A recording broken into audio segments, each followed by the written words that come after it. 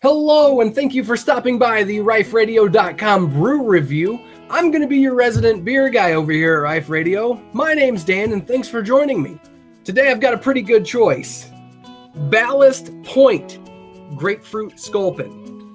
I really love West Coast IPAs. Very smooth, traditionally citrusy. I have had their habanero Sculpin before in the past, and I really enjoyed that beverage.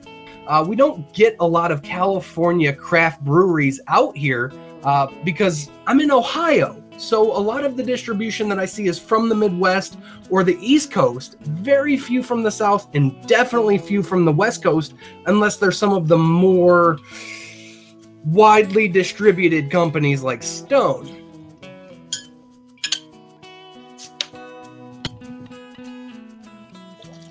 I like to start with a little bit of an aggressive pour at first, that way I can get a nice frothy head in the front, and then do a nice smooth pour the rest of the way through.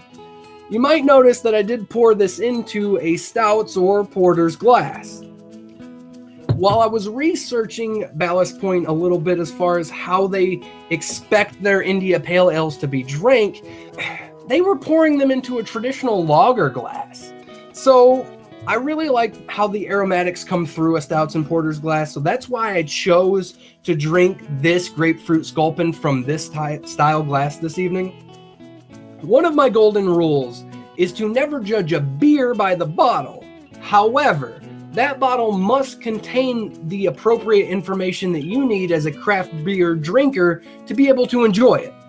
One criticism that I do have of this as an IPA is there's no bitters rating clearly listed. So I did have to go to their website to find out that it is a 70 IBU rating as far as their bitter scale, which is pretty middle of the road for a lot of IPAs. It's a little bit softer than most of the common brands, but that's what's to be expected from a West Coast brewery.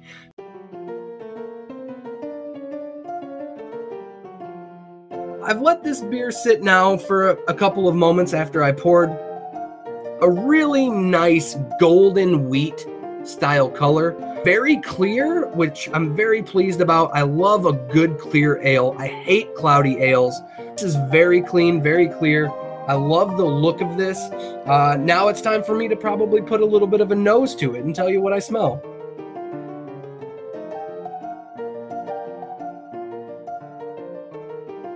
Oh man, the citrus is so overwhelming.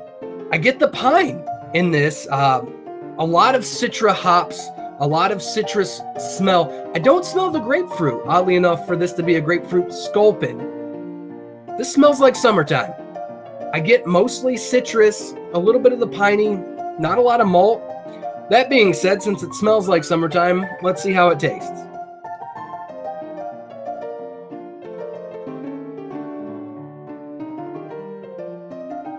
All right, so I'm picking up a lot of that pine, a lot of citra hops, very malty taste, which is funny because that's not the aroma that this brew gives off at all. I love the flavor of the piney maltiness kind of coupled with the citrus flavors.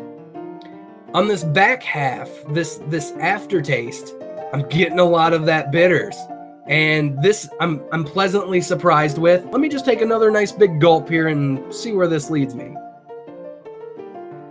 Oh my gosh. This is probably one of the most complex brews I've tasted in recent memory. I love the initial bite and the initial citrusy. It's so smooth at first. Your taste buds start freaking out because the bitters just start rolling down the back of your mouth. You get a lot of the tangy, the tartness from the grapefruit, but the reality of it is it tastes really good, and the bitters are so quality. I would say that the finish is a little bit more piney than something that I feel comfortable with, that I would stick with consistently, but I do really enjoy the bite of the grapefruit on the aftertaste. Ballast Point, I mean, this is on point. Sorry, excuse me if you don't mind.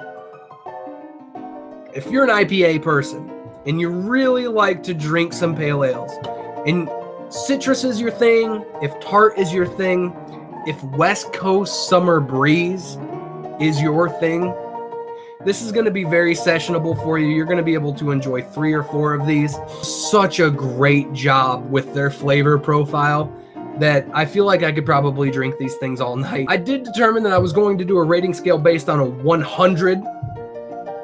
So overall, I'm going to hit this one with a Rife rating of 84. This is a personal preference thing for me.